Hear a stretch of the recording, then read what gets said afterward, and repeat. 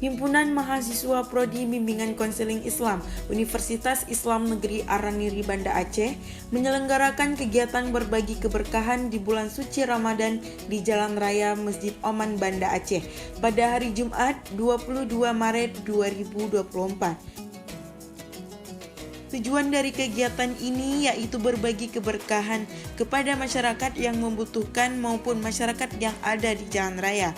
Ada sekitar 20 box nasi kotak dan 300 kue yang disediakan oleh panitia untuk dibagikan kepada masyarakat jalan raya. Dalam kegiatan ini, Marlinda selaku Ketua Bidang Divisi Kehumasan HMP BKI menyampaikan kegiatan ini merupakan kegiatan pertama yang dilakukan oleh Himpunan BKI. Dan ini adalah salah satu program kerja daripada kolaborasi antara Divisi Humas dan Divisi Kependidikan.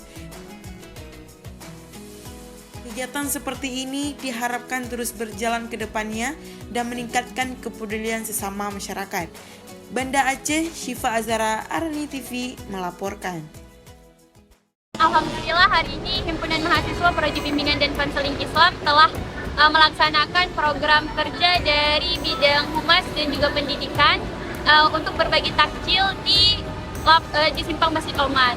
Semoga menjadi manfaat bagi teman-teman yang menerimanya dan juga mendapat keberkahan bagi teman-teman yang telah memberikan donasi. Terima kasih.